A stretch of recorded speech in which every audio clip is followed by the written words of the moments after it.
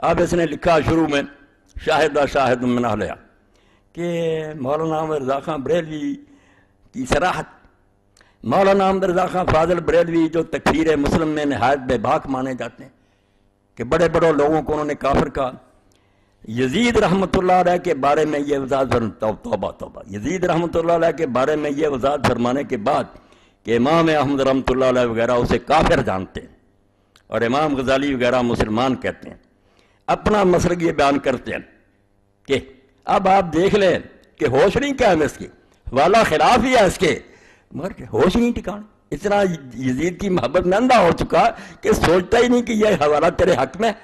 اعلیٰ حضرت نے دیکھا کہ احمد ابن حنبل تو کھلا کہتے ہیں کہ یزید مسلمان نہیں رہا تھا، کافر ہو گیا، تو اس کا کلمہ جاتا رہا۔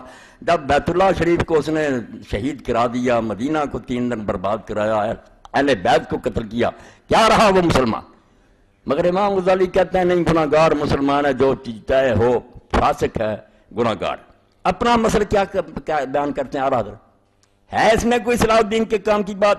اور ہمارے امام سکوت فرماتے ہیں کہ ہمارے امام جو نا ابو حنیفہ رحمۃ اللہ وہ خاموش ہیں کہ ہم نہ مسلمان کہیں نہ کافر، تو پلے تیرے کیا پڑھو کہ نہ مسلمان ہے نہ ہم کافر کہتے، ہوا پھر کیا وہ اللہ ہی جانتا، منافق ہے یہ بے ایمان، نہ مسلمان کہیں نہ کافر، لہذا یہاں بھی سکوت کریں گے۔ اب اس کے بارے میں سن لیں کیا اعلیٰ حضرت کیا کہتے ہیں۔ ہاں، کافر مومن کی بحث تو لگ رہی، اور اس سے یہ بھی پتہ چل گیا کہ بات گناہ گار سے آگے نکل گئی ہے، اس شخص سے کفر ایمان کی بحث شروع ہو گئی ہے کہ یہ مسلمان بھی رہا ہے یا کافر ہو گیا، گناہ گار ہونا تو الگ رہا نا، یہاں تک بحث چلی گئی کہ کئی اماموں نے کہا نہیں اب یہ مسلمان نہیں رہا۔ اور یہی میں حوالہ کسی دن پڑھوں گا، اس دور کی بہترین تفسیر 2 صدیاں ہو گئیں، محمود آلوسی رحمۃ اللہ نے بغداد کے مفتی اعظم تھے، روح المعانی لکھی، ہاں، اس میں انہوں نے سورہ محمد میں کہا کہ اللہ گوار میں اس کے حاضر ناظر کہتا ہوں کہ اس شخص کے اندر رائی ایمان کی نہیں ہے یزید میں، اور اگر تھا یہ مومن تو کافر ہو گیا، اب اس کے کفر میں کوئی شبہ نہیں۔ اور وہ کہتا کہ علماء اتنے پر کہ قرآن مجید اٹھا کر کوئی گندگی پھینک دے، کہتے ہیں اب زبان سے 1000 بار کلمہ پڑھے کافر، اس کا یہ عمل ہی بتاتا کہ قرآن کی توہین اس نے کیوں کی ہے، تو کہتا کہ قرآن کو پھینکنے سے یہ بڑھ کر نہیں ہے کہ بیت اللہ کو آگ سے جلا دیا، رسول اللہ کا شاید 3 دن لوٹا گیا اور ہزاروں صحابہ اور تابعین قتل ہوئے، جو حرم تھا رسول اللہ کا، جہاں درخت کاٹنے حرام تھے، اور اہل بیت کو قتل کیا، قرآن گندگی میں پھینکنے سے سمجھ تو کافر ہو جائے، یہ مسلمان رہا؟ وہ پڑھنے قابل بحث ہے۔ اور انہوں نے کہا جو کہتے ہیں کہ اس کو لعنت نہ کرو، ان پر کروڑوں لعنتیں ہیں، اس کے مددگاروں پر بے شمار لعنتیں ہیں کہ نام مراد وہ ایسے ظالم کی مدد کرتے۔ اب یہ سن لیں آپ، 6 جلد فتاوی رضویہ، کسی نے یہی کہا کہ بس یزید جو ایسا اعلیٰ حضرت کا سن لیں، اور داد دیں لوگوں کی جو شیخ القرآن بنے ہوئے ہیں، ان کی تفسیریں سعودیہ تقسیم کرتا ہے، کتابیں لکھتے ہیں، رسومات محرم اور ثانیہ کربلا۔ بھائی کچھ سچ لکھتے، مجھے خبر تھا کہ آپ کی خبر لیتا، لوں بالکل خبر لوں گا تاکہ آپ کا یہ دجل و فریب جو ہے یہ ختم۔ اب اعلیٰ حضرت کیا لکھتے ہیں، شروع کیسے کرتے ہیں؟ یزید پلید علیہ ما یستحق من العزیز المجید، کہ اللہ کرے اس سے سلوک جس کے وہ لائق ہے، قطعاً یقیناً باجماع اہل سنت فاسق و فاجر و جری علی الکبائر تھا۔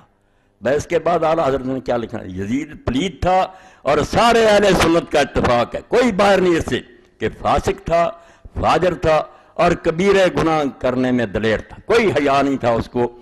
اس قدر پر ائمہ اہل سنت کا اتفاق و اتفاق ہے، اس میں کسی کا اختلاف نہیں، یہ اہل سنت کی طے شدہ بات ہے، جو یہ نہیں مانیں گا وہ سنی نہیں ہوگا، یزید پلید کے گروہ کا وہ کوئی ناصبی ہوگا، ملعون ہوگا جو اہل سنت سے خارج ہوگا۔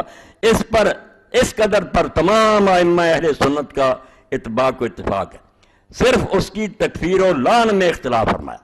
جھگڑا صرف یہ ہے کہ اب اس کو کافر کہیں یا صرف گناہ گار کہیں۔ امام احمد ابن حنبل رضی اللہ تعالیٰ عنہ اور ان کے اتباع و موافقین اسے کافر کہتے اور بتخصیص نام لے کر اس پر لعنت کرتے ہیں، اور اس آیہ کریمہ سے اس پر سند لاتے ہیں۔ آگے سارے اس کے ظلم بتائے، اس کے بھی پھر موقع آئے گا کہ یزید نے والی ملک ہو کر زمین میں فساد پھیلایا، حرمین و طیبین خود کعبہ معظمہ و روضہ طیبہ کی سخت بے حرمتیاں کی، مسجد کریم میں گھوڑے باندھے، ان کی لیڈر پیشاب ممبر اطہر پر پڑے، 3 دن مسجد نبی صلی اللہ علیہ وسلم بے اذان و نماز رہی، مکہ و مدینہ و حجاز میں ہزاروں صحابہ و تابعین بے گناہ شہید کیے، کعبہ معظمہ پر پتھر پھینکے، غلاف شریف پھاڑا اور جلایا، مدینہ طیبہ کی پاک دامن پارسائیں 3 شبانہ روز اپنے خبیث لشکر پر حلال کر دی. رسول اللہ صلی اللہ تعالی وسلم کے جگر پارے کو 3 دن بے آب و دانہ رکھ کر ماں ہمراہیوں کی تیغ ظلم سے پیاسا ذبح کیا. مصطفیٰ صلی اللہ تعالی علیہ وسلم کے گود کے پالوئے تنے نازنین پر بادشاہ گھوڑے دوڑائے گئے کہ تمام استخوان مبارک چور چور ہو گئے. سرور انور کے محمد صلی اللہ تعالی وسلم کا بوسہ گاہ تھا، کاٹ کر نیزہ پر چڑھایا اور منظروں پھرایا. ہر میں محترم مخدرات مشکوہ رسالت حضور کے گھر کی پردہ دار بچیاں قید کیے گئے اور بے حرمتی کے ساتھ اس خبیث کے دربار میں لائے گئے. اس سے بڑھ کر قطع رحم اور زمین میں فساد کیا ہوگا؟